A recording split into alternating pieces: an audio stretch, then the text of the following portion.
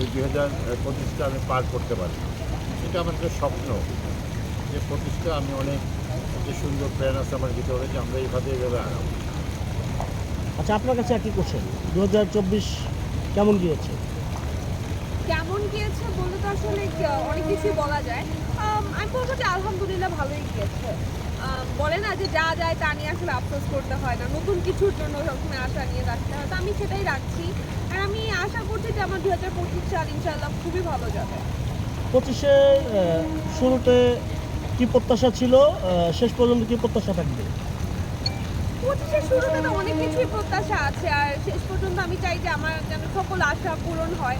আর আমি একটা জিনিস লক্ষ্য করেছি যে আল্লাহ আমার থাকে না, আমি অনেক কিছু হয়তো ইচ্ছা হয়েছে যে এটা থাকবে, এটা করবো, বা ইন ফিউচার আমি এটা করবো, বা এটা চাচ্ছি আমি, আল্লাহ আমার সকল আশাই পূরণ করেছে।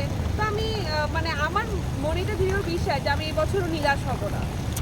আপু কত সালে আপনার সবচেয়ে বড় গিফট পেয়েছেন? কত সালে সবচেয়ে বড় গিফট পেয়েছি?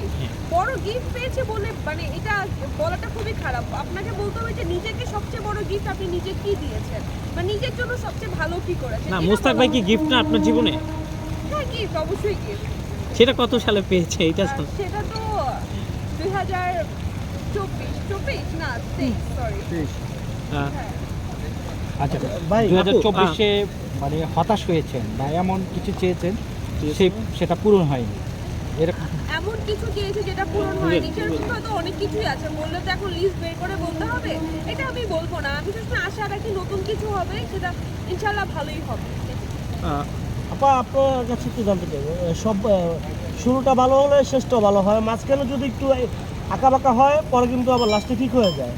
তো আপনাদের 2024-এ শুরুটা কেমন ছিল, মাঝখানে আঁকাবাঁকা, লাস্টে কি ঠিক হয়েছে কিনা? মাঝখানে আঁকাবাঁকা সেটা বুঝি আপনার দৃষ্টিতে হয়েছে, তা আমার দৃষ্টিতে আসলে মাঝেও আঁকাবাঁকা ছিল না, মাঝেও স্ট্রেট লাইন, সরলরেখার মতো সোজা লাইনই ছিল।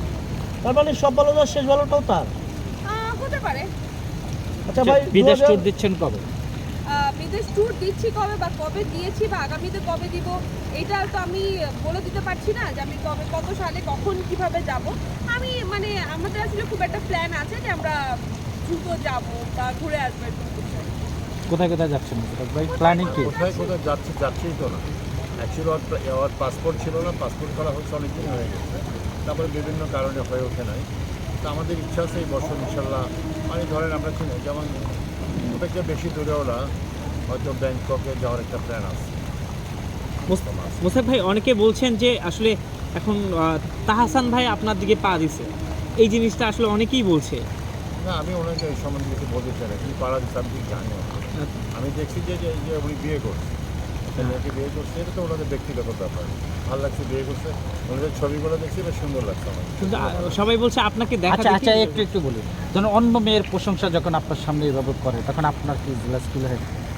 না, সে তো অন্য কোনো মেয়ের প্রশংসাও করছে না, সে একজনকে কনগ্রাচুলেট করছে, এটা খুবই নর্মাল, স্বাভাবিক। আপনিও করতে পারেন, আমিও করতে পারি, কি কাউকে করতে আমি পারি। হচ্ছে ওদের ছবি শুধু একদম বলি না, বিশেষ করে তাহসানের পাঞ্জাবিটা আমার খুব ভালো লাগছে। দিবেন নাকি পাঞ্জাবি কি? এটা কোথাও আপনি জেনে নিয়ে তো আমি হ্যাঁ, আমি জেনে জানাবো। টাকা দিয়েছি। না, আমাকে দিবেন কিনা পাঞ্জাবিটা কি? আমি আমার এই রুবেল, মুহূর্তে লংয়ে বুঝতে এত পারছি না, মানে আমার এত অবস্থা খারাপ। আচ্ছা, অবস্থা ভালো হলে কি পারতো? হ্যাঁ, অবস্থা ভালো হলে ঠিক। ভাই, 2025-এ নতুন কোনো বই আসছে কিনা? 24-এ তো আপনার একটি বই দিয়ে পুরো বইমেলা চাঙ্গা করে দিয়েছেন, কয়েকটা আসার অনেক সম্ভাবনা আছে। নাম প্রকাশ করা যাবে না?